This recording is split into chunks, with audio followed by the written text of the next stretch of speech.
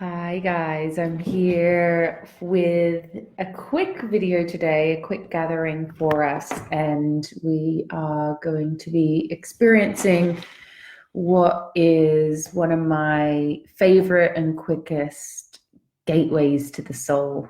For me, a gateway to the soul is just anything that allows us to step into Kairos time, which if you followed my work for a while, you'll know that Kairos time is what the ancient Greeks refer to as soul time. It is the time outside of time. And when we do step into this type of time, we are able to really effortlessly connect with our creativity, our intuition, our heart, and we're able to take a breath and breathe. It's definitely the place where healing happens as well, and where we can step into the time between time.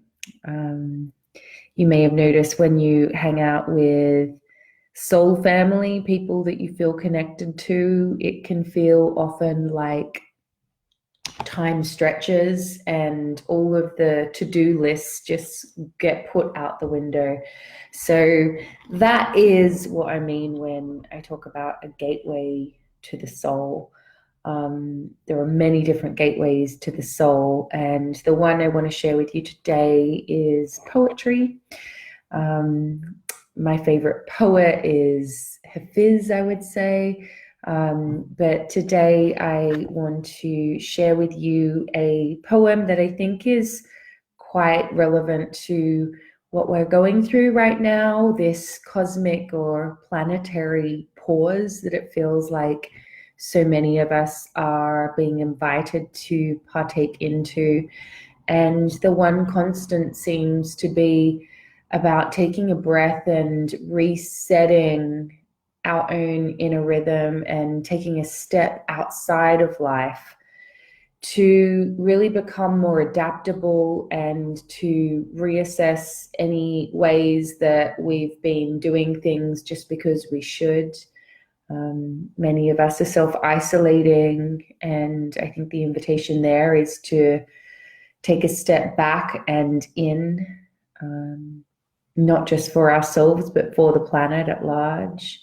There's been lots of talk about how the Great Mother, the Earth itself, is actually doing better without us running around the place. And so those of us who have studied any goddess type work, any or connected with the earth in any way, know that we are part of nature, where we don't live in nature, we don't experience nature, we actually are nature.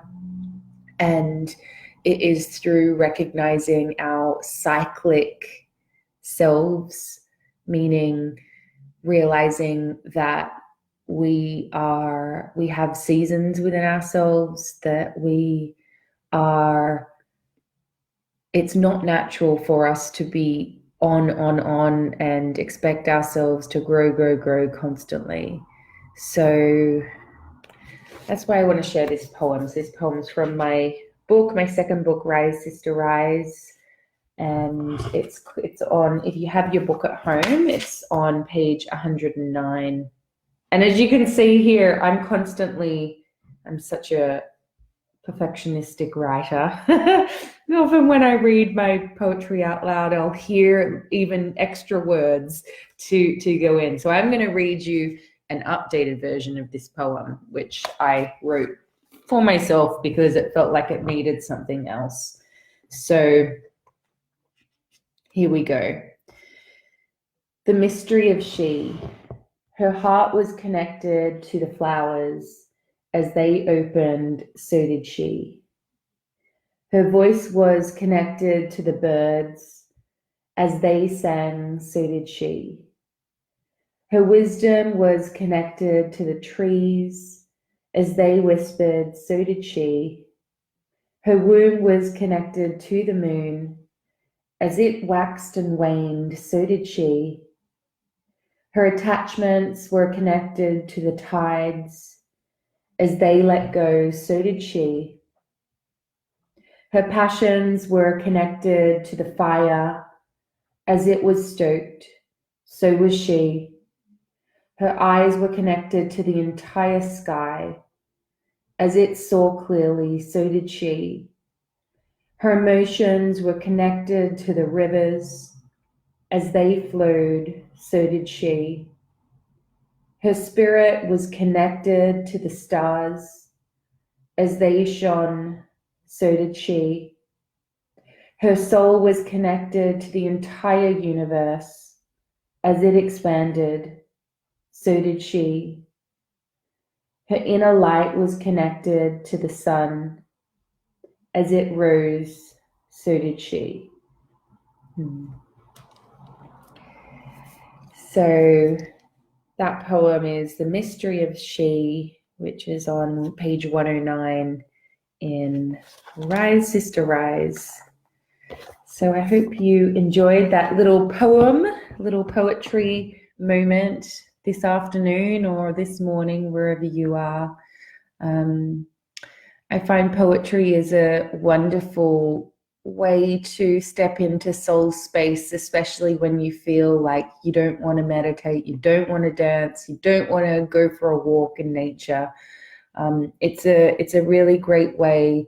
If you make yourself a rose tea or any kind of tea and just cozy up and just savor one poem. My favorite way of stepping into soul space with poetry is to just select one poem and read it maybe 3 times over.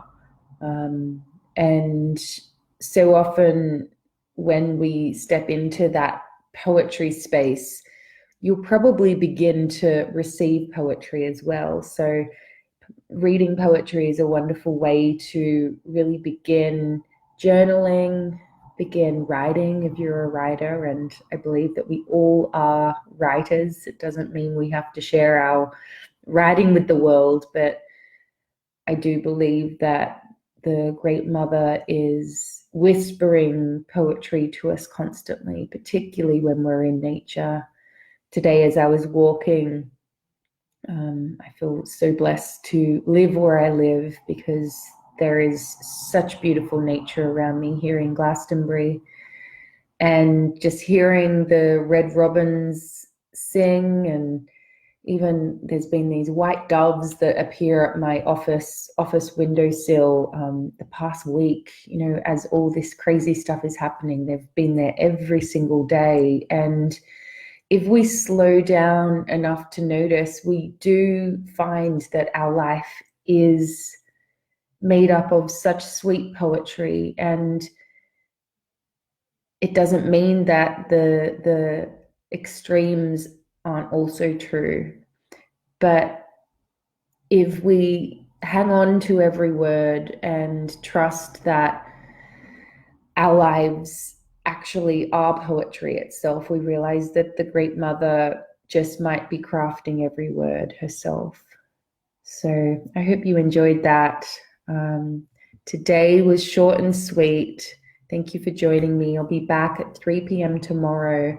And if you would like to do more practices, if you're feeling like you really want to gather and meditate or pray or chant, you're welcome to go and check out all the other videos that I've been posting over the past, I think it's 10 days now, 10 days, 9 days, whichever one. If you just go to rebeccacampbell.me/devotion, you'll get a list of all of them. Like, you don't have to sign up to anything, just literally they're all there. So rebeccacampbell.me/devotion.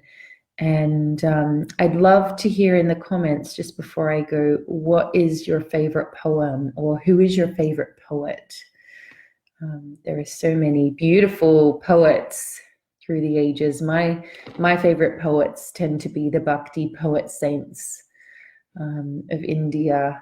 So many beautiful Bhakti poet saints. But let me know who your favorite poets are in the comments, and we can be inspired by each other's, and perhaps it'll inspire us to discover a new poet even. So pop them in the comments. The Radiant Sutras, yes. Linda, Hafiz, me too. Oh, my favorite Hafiz book is, I think it's called Love Poems to the Divine or Love Letters to the Divine. You probably know which one it is, Linda. It's a red book. It is so beautiful. Rumi and Hafiz. William Blake. I love William Blake. He just had an exhibition. Well, there was an exhibition of his work in London at the Tate Modern. Rupi Kaur, yes, Rumi. Rumi, Rumi, Rumi. I think that's a song. Brilliant. So many great ideas here. So I'm going to look at the comments in just a sec, but I'm wishing you a wonderful day, and yeah, I hope to see you tomorrow at 3 p.m.